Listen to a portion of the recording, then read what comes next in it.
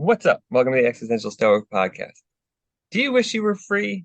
Do you feel free or think you're free? I mean, do you feel like everything you do in your day is your decision, your choice, not influenced by anything else? Well, you're lucky then. Today we're going to talk about existentialism and living free.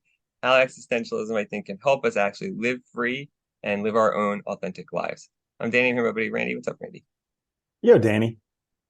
Yeah, this is interesting. So, I mean, I think existentialism has a lot to show us for how to live without being like influenced by other beliefs out there in the world that might otherwise sort of dictate how we live our lives and, how we mold our lives. Absolutely. So I think kind of starting with a brief primer of existentialism, because this is something that came out of a period where people were not free and Yeah. where they saw insane atrocities, right? Well, yeah, so a lot of existentialist people know of, like Sartre and Camus and stuff, were writing right after World War II was a lot of their stuff. So they saw, yeah, I mean, people at their worst, following orders, right, seemingly blindly doing horrific atrocities, people kind of going along with the flow because they were scared, things like that. And so freedom became really central. And also, questioning like, reason and beliefs because it was these beliefs that led to this thing and stuff. I think a big part of it is that history. And then earlier in that, if you look at like some of the fathers of like Nietzsche, Kierkegaard, you see really a reaction against like traditional Western philosophy that was putting reason on a pedestal and looking for objective truths. And they really rejected that idea of objective truth. And instead, we're looking for what matters to me the most, like subjective truths as being the key thing. Kierkegaard says, I think in either or he says something along the lines of like, what's important is I need to find uh what's true for me, what belief I'm willing to live or die for, essentially. So like, what is the subjective belief that's going to be the sort of center of my life, essentially? Yeah. That makes a lot of sense when you think about it, because this whole, I guess, the older Western thought of like rational beings on a Yeah. pedestal. How many of us have actually ever been rational? We're like Yeah. emotional, we're emotional creatures that think we're rational. And Yeah. so it's like it's crazy to think that. But what I really like about the existentialist is the idea of a subjective experience and actually like living life. Like I think The Stranger was a great book in terms Oh of yeah. that. And I think Zorba the Greek, I mean, he was a guy who lived life, and Oh yeah. he's not a philosopher or anything, but I would imagine he has this whole like subjective experience of living life. He would have been an existentialist, probably. Probably. The thing I like about it too is like, it's like we get caught up in like we have so many things telling us how to think. We have all these norms, etiquettes, social pressures, family, society, all the stuff that we didn't agree to. We didn't, it's like we default fall into a system, right? Because you're born somewhere, you don't decide where, and you just like, you're a consequence of those norms, values, whatever that you're born into. And all of that creates constraints on you and limits you. How people think of you, how society thinks of you, how you think of yourself, all that collectively limits you. It forces you to live a certain life or to conform to certain norms and values to like fit in all of that. And what you end up doing is living somebody else's idea of a good life or some idea of a good life that's abstracted and not really about a person. All these, I think that was one of the problems with like Western philosophy that these experts criticizing was like all these philosophies looking for objective norms and objective definitions of humanity. And they saw that that really is flawed. It's a construct. We make all this stuff up and we believe it, and then it becomes real, and then it has a real impact on our lives. Hmm. Yeah, and I think dealing with tragedy can almost be, I think, a way into existentialism because you just see the absurdity of life. Like Oh yeah. I know someone who just had a very close experience with someone who was murdered, and it was I can't even imagine what it was like for them. When I heard about this, it was exceptionally shocking to me. So like I can't even begin to fathom what it's like for them. Uh, and it's just like my world was rocked. I can tell Yeah. their world was rocked. And Oh like yeah. you can only imagine for the family of the person who was murdered, like all that stuff makes you wonder like how absurd life is. That's a good example though too, because when things like that happen, we look for reasons, but there's no reasons. Like Camus said, we ask the universe for answers and it stays silent, right? So whenever anything like happens like that, we look for reasons. It feels unfair. We're powerless in that situation, and it's absurd. It is absurd. Like, how are we going to explain this? There's no explanation. It's something terrible that happened, and I think that's what's interesting is like we try to fit everything into a box, but once you break that box, sometimes that's when you find freedom, right? Because that's when you find that it's absurd and that the box could be anything. It doesn't have to be the way you thought it was, essentially. Yeah. Yeah. And the idea of freedom, I like that you kind of mix that with existentialism, because really the only freedom that we have exists in this moment here.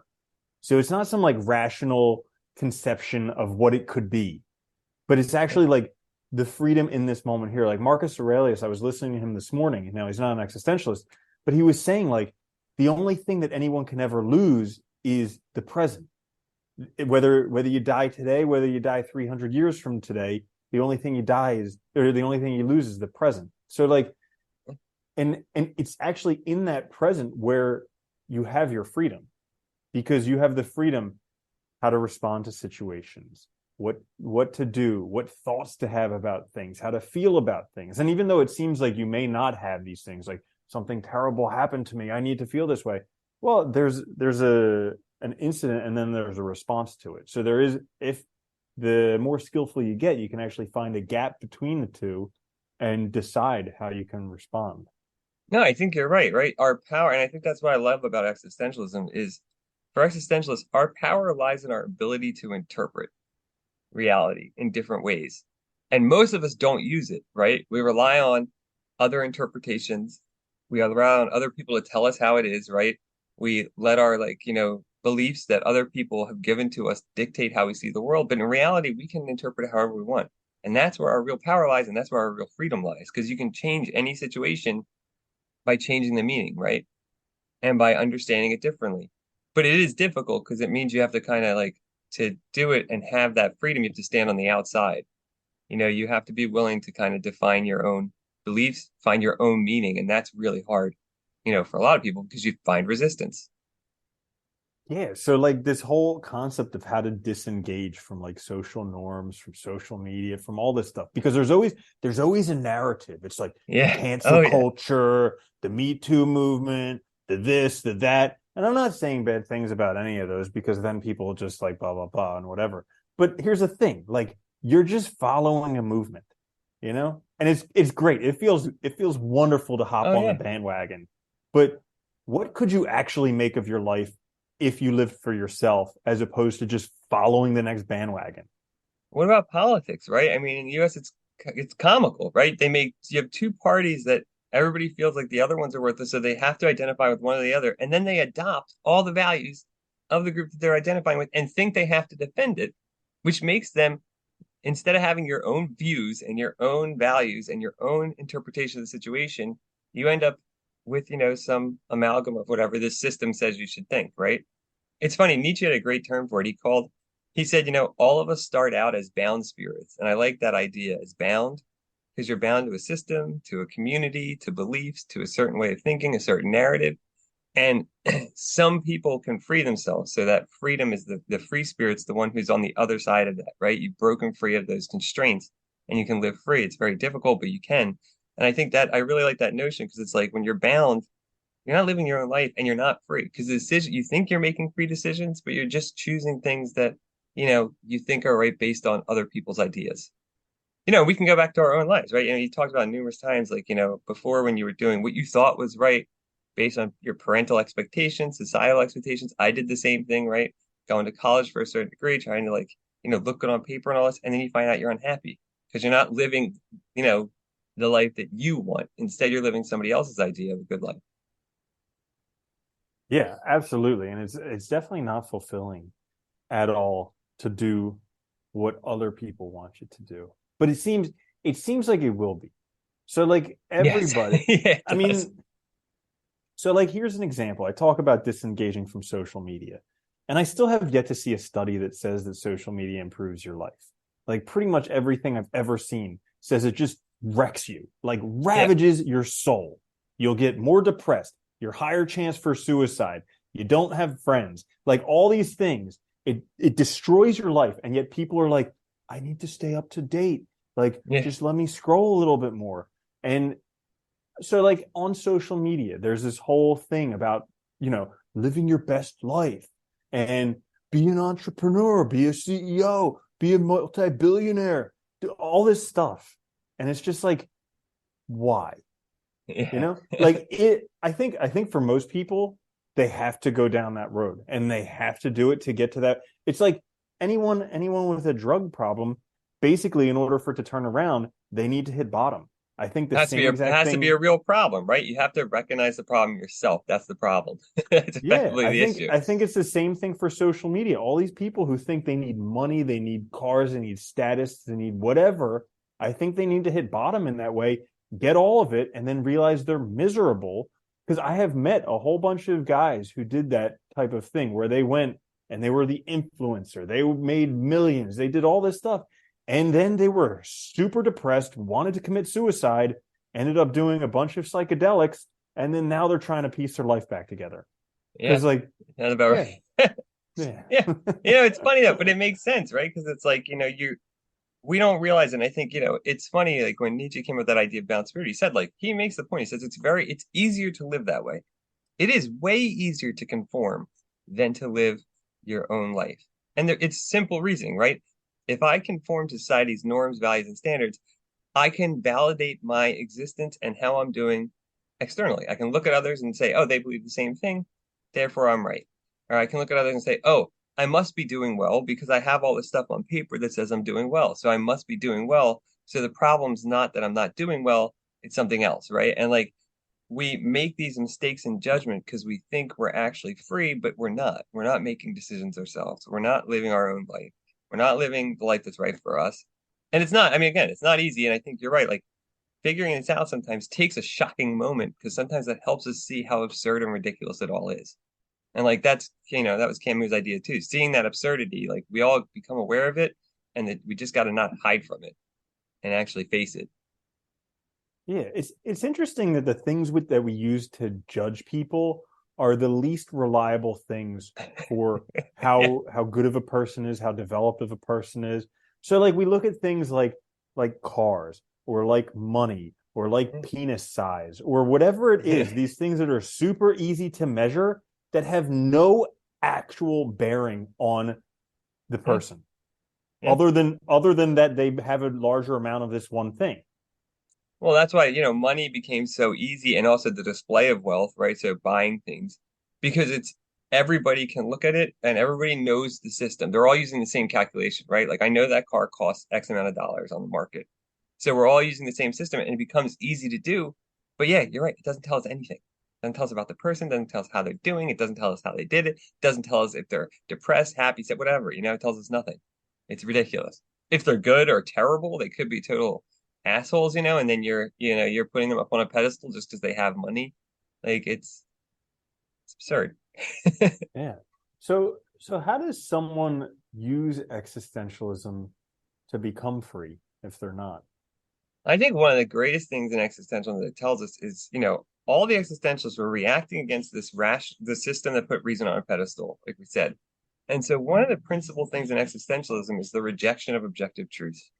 Like truth in a capital T sense, right? That like there are things, because philosophy for a long time and people for pretty much all of history, were looking for ways to define things absolutely.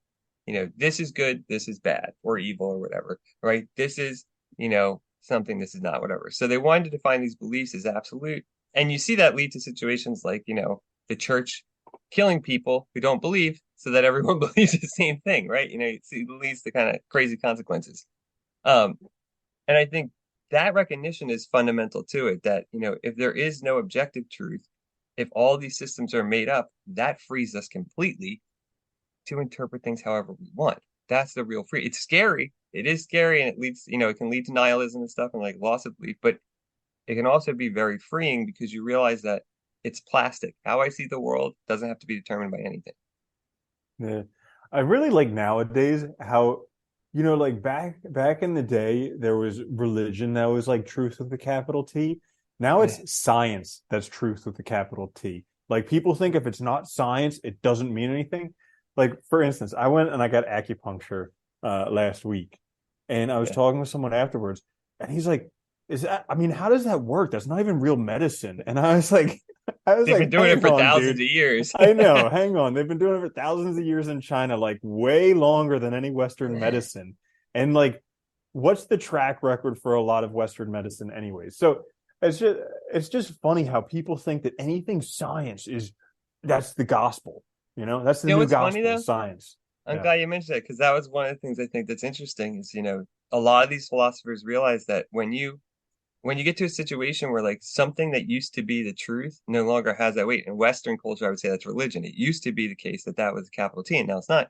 Something will inevitably fill the place, and science has. And it's just as problematic as when religion held that place because you start thinking of it incorrectly. You look at it dogmatically, right? As a system that has all the answers that can tell us everything, when in fact it's just an interpretation of reality. Also, it's a construct. And yes, it can be very valuable. It can have a lot of good uses. It can have a lot of practical value and practical implications, but don't mistake it for being the truth. And I think this is like the problem that existentialists really like hone in on, which is, people do this all the time. They just put something there because they want to have those walls, those secure walls, and that comfort of security instead of really examining the world and understanding what's going on. And Yeah. I think, a big part of it too, and a lot of these philosophers too, like, you see it in Dostoevsky's Grand Inquisitor is a very good example of this, but you see it elsewhere too. This idea that, for many of us, the idea of really being free, of really being like absolutely, absolutely free in the strict sense is hard to deal with. We'd rather somebody else make the decisions for us because then we're not responsible. And this is where you get like the victimization, blame, all of that. It comes from this desire to really not want to accept our freedom because we're afraid. Because if I'm free and if it's my decision to interpret the world how I want, if I mess up, it's on me. Instead of being somebody else's problem, I can't blame society. I can't blame my family. I can't blame this or that. Now it's just my fault. And that's terrifying. So people tend to stay in these systems that don't work for them because they'd rather have somebody to blame instead of really being honestly in control of their lives. Yeah, yeah, and it's terrifying too because you have no, oftentimes when you're free, you have no bearing. You're out of your Nope. comfort zone. Yeah. You have no idea what's going on. It's touch and go. You're playing by the seat of your pants, and it is just terrifying. And you're like, put me back in my little box. I Yeah. hated it there, but at least I knew where I was. Well, this is that's what's funny. Like Camus calls it philosophical suicide, right? When people recognize like the absurdity and they're on that brink of realizing that, it's truth whatever we make it, or from whatever perspective you want to look at it from. And they get so scared because they have no answers that they go back to some old belief system in order to find that comfort, right? And they go back to some model of truth with a capital T. And Nietzsche makes the same point. He says, when you first find that freedom, like as a free spirit, the temptation is to go back. Because, like you said, you have no answers, ups, down, lefts, right. Everything's a mess. You're asking questions about everything. There's no certainty. And we like those caves. We like those secure walls around us. And I think this is the really hard thing you have to struggle with to like really be free is to realize that like meaning's plastic. We're meaning makers. We create meaning all the time. So you have to find a way to do that yourself that works for you and also recognize that even the meanings you create are not going to be permanent. They're going to be work for you for a time. Yeah, I think it's really important to work at something that you've always wanted to do but didn't believe you could. So like I Yeah. remember Les Brown, the motivational speaker, he was saying one time, he's like, what I'm doing now, I could have been doing years ago, but it was because I didn't believe in myself. I didn't believe I could do it. Yeah. And so like I had that experience when I was becoming a veterinarian because before you're a veterinarian, when you're working in veterinary clinics, there's the veterinarian, and then you're basically cleaning shit out of a dog's kennel. So Yeah. it's Yeah. like, oh my gosh, they're the messiah. And then you go to vet school, and it's like you're learning it and you're learning it, and then all of a sudden you're just doing it on a regular enough basis, and all of a sudden you're that messiah. Yeah. You're the veterinarian. But it's like for me, that wasn't really it because I loved animals, but it wasn't like I was destined to be a A vegetarian. vegetarian. Yeah. I wasn't destined to be that either, but I wasn't, it wasn't like my thing. But for me, what I'm doing now, that's what I've always wanted to do. And it's just like, but it was something that I could never do. It was outside of my wheelhouse. It was outside the realm of possibility. It was outside of like, it's just not possible. Like people who do that, they're on the next level. They're born somehow special, not for me. And then you just keep doing it and doing it and doing it. and you just get closer and closer and closer, and then all of a sudden it becomes possible, and it's just like, oh my goodness, like this could actually work. Holy cow. Well, this is what I like about existentialism, right? Which is like, you know, there's the core belief there in authenticity that everybody can do anything. Really, anybody's capable of doing anything, especially anything somebody else has done. I mean, there's always that possibility. Now, granted, it takes time, it takes effort, and all you have to want to do it. But I think we limit ourselves so much. And a lot of that comes from these beliefs that we're not good enough, that we can't do it, that we're not smart enough, that we're not whatever. And a lot of that is also tied to these beliefs that we've sort of internalized from society, from others, from our community, from the ways people look at us or think about us. And so, and from, ideas of like what success is and all that we've been given by our society and all. And I think that's one of the greatest freedoms you can get is once you realize it's all a construct and made up, you free yourself to start freeing yourself from those limiting beliefs. It's not easy because those beliefs are deep. They're really hard to get by. And like there is a lot of fear and like, a lot of, I think in some cases, pain associated with it.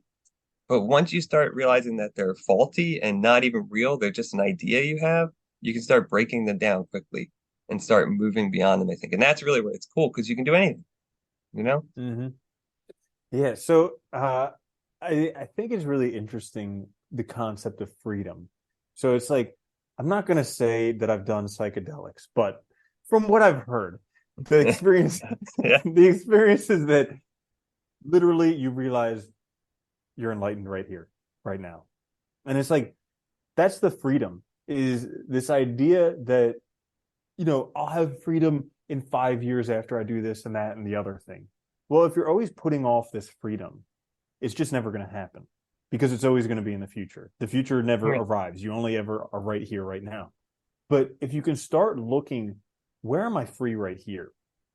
Where am I free right now? And start seeing the freedoms that you have right here and right now, then that'll definitely open up, especially as you progress. Yeah.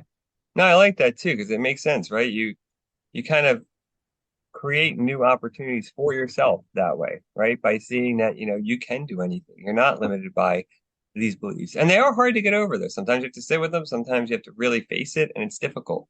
And, I think the other side of it too is, and I think a lot of people have done anything outside the norm have experienced this. When you start to act authentically or for yourself, people start judging you too. And a lot of time, partially because you're not operating within their system anymore. So you might get like, blowback from your family because how could you do that? How could you abandon this career that was so good or whatever for something else, right? For something that may or may not work. Or, from people thinking you're ridiculous. Because I think a lot of times it's jealousy, though. They wish they could do that on their own, but they can't, or they're not unable to because they haven't faced their own limitations. And instead, they see you doing it and they get upset by it, right? Yeah. Yeah. Hmm. Mm-hmm.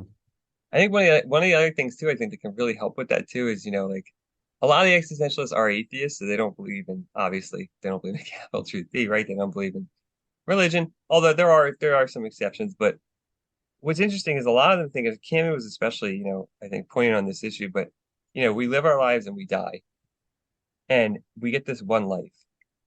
And if there is no meaning or purpose in life, no grand meaning or purpose that defines everybody's meaning or purpose, then we have to create it ourselves. And that can be scary, right? Because, if there's nothing after this, but it's also really freeing because you realize that no matter what I do, we all end in the same place. No matter how much I have, it all goes away when I die. You know, there's nothing anybody can really do to me. And that means if I only have this one chance to do and live life and experience life, I should make the most of it because it's up to me, right? It's not up to anybody else. It's not up to, there's no barriers preventing me. If I want it, I can go do it. I think there's a lot of freedom in that too, in that idea that, we can make this world whatever we want. We just have to be willing to do it. Mm-hmm. Yeah, because like it or not, at the end, we're all going to die. Yeah, it Yeah. doesn't matter. Yeah. They say don't take life too seriously. None of us are getting out of it alive. No, we're not. No, we're not. But it's the craziest thing because it's so like the root of existentialism is existence, correct? Kind I of think so, yeah. Yeah. exist. Yeah. Yeah. So and it's like the craziest thing is none of us are going to exist in 100 years. Yeah. But the the actual realization that we're going to die is so far from our current experience that it almost seems impossible. It seems like, oh no, no, that'll never happen. Well, we only know being alive, right? It's all we Yeah. know. So it's like, Mm. and before we were born, it's like that's a blank space. So it's like, it's all we know. So it is hard to wrap your head around, I think, that concept. Like we see death, obviously, we know death happens, we're aware of it. And I think that's a big factor too, and that's why you got to accept it because facing death is also important in existentialism, I think, because it gives you that sense of the value of existence, right? If it's not forever, if it's not, it has real value because it's short, because you get this one shot, because you can do with it what you want. It has meaning because it's your life. And I really like that about it too, is they bring it back to the individual, which is important, I think, and looking at value that way.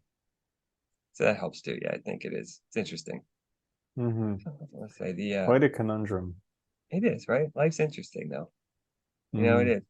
Oh, the other side of it too that could be really helpful too, I think, and this comes from I think particularly Nietzsche, but other exercises, affirmation too, like affirming life. Actually being able to say yes to it and say yes to like the life you're living. And I think that's a good way to think too of like, if you're living freely, like, is this a life I really accept? Can I say yes to it? Am I happy? Is there anything in my life that makes it valuable or worth doing? You know, um, Asking yourself difficult questions about like your actual state of happiness, what you're doing, your values. These are all tied, I think, centrally to existentialism and living authentically. Mm. Yeah. I was reminded this week of my grandmother. She always used to say, and it used to piss me off when I was a kid, but bad things would happen. I would be like, why did this happen? And she'd be like, well, that's what makes life interesting. And I hated that response because I'd be like, no, that's what makes life suck. Like, Yeah, should but be it's like, awesome all the time. yeah, but like she used to say this to me when she was in her 70s and her 80s. And I can kind of, as I'm getting older, I can almost start to see that perspective where like if things were going good all the time, it really wouldn't be that interesting.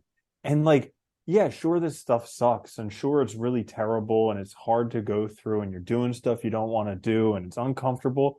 But it's like if you were dead for 100 years and then you were given the opportunity to go through this suffering, like, wouldn't you be thrilled to do that? And it's Yeah, just it's just these things that like we take for granted because we see them so often or because they occur. But if we didn't have this opportunity, and I think Alan Watts once talked about this, how we are all like, this is just kind of like a brain exercise, but like if we were all gods and we could do whatever we wanted, we would experience everything possible in the world, and then we would kind of get bored with it, and yeah. then we would be like, well, why don't we just take away our memory and pretend like this is the first time doing it? And then we would have to go through all these trials and tribulations as if we had never done it before. That would be exciting. And it's like, Yeah. hang on, that's where we are right now. Well, if you think about it too, I think this is one of the interesting things as well, which is like for a lot of the existentialists too, like, life is valuable in itself and the struggles and stuff are all a means to overcome ourselves. It's to recognize, what am I capable of? What can I get through? And it's funny, but a lot of times we're so quick to run away from any type of suffering or pain that we never really experience it. And you never know later on, a lot of times we end up reinterpreting it anyway as a good experience.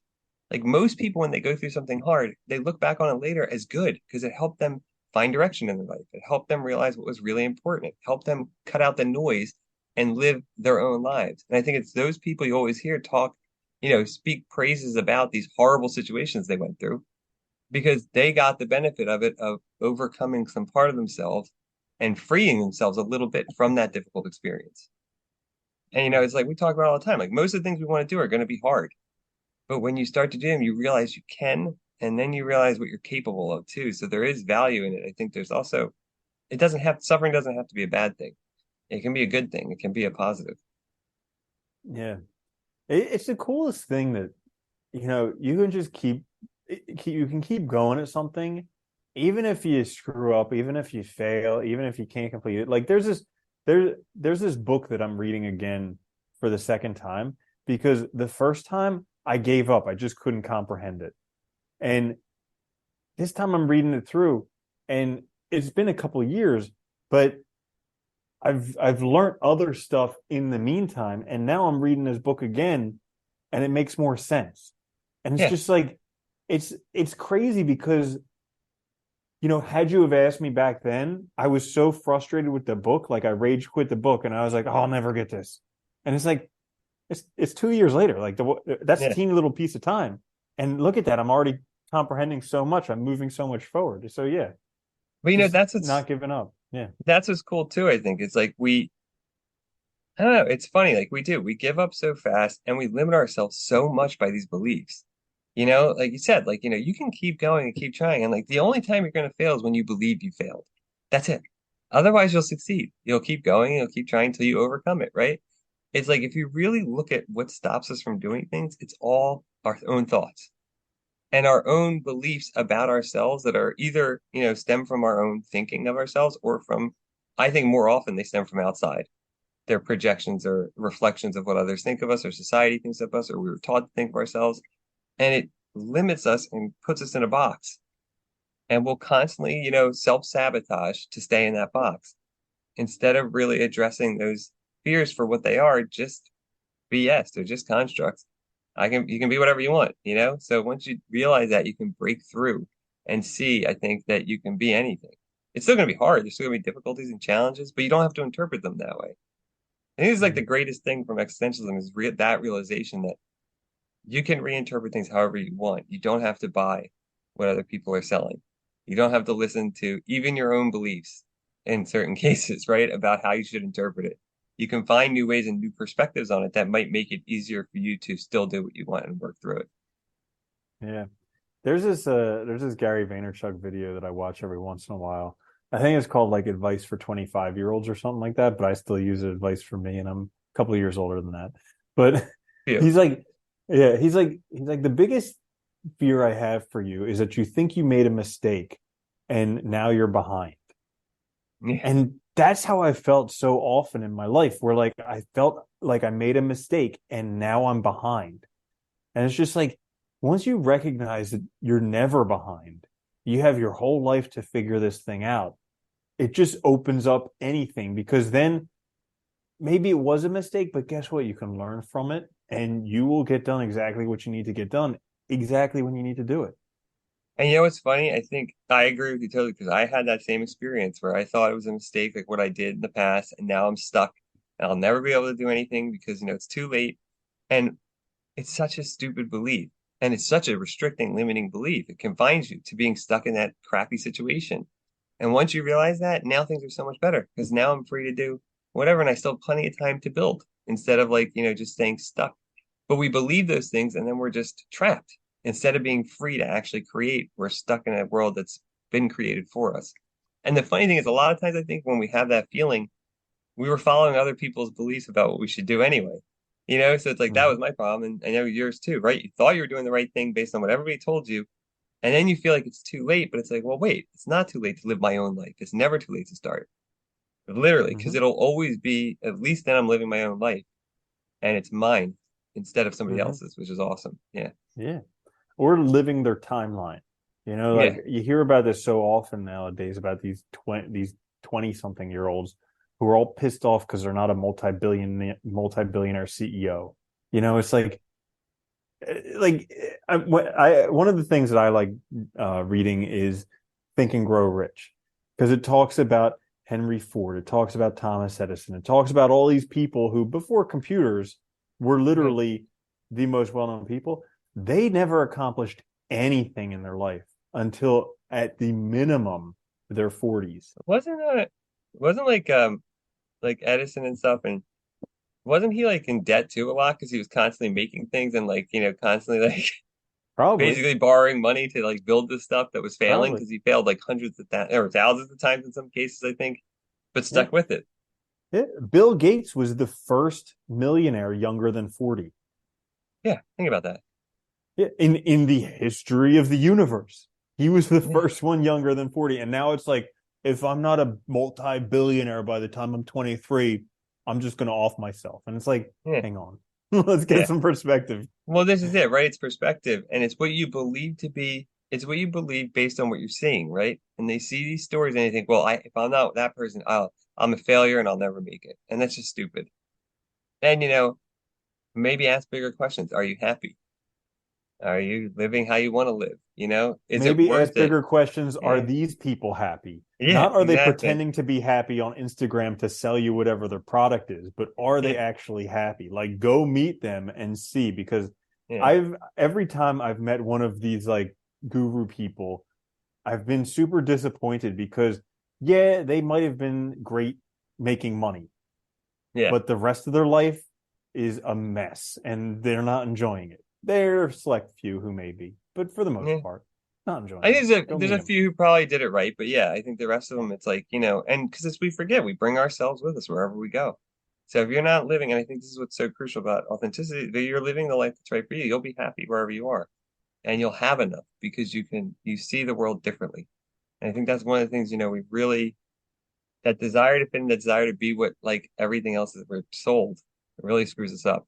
It does, and gives us a lot of bad beliefs. Mm-hmm. Yeah. All right. You have anything else you want to add? So there you have it then. What do we title this? Existentialism and living free. Yes. Living free. There you go.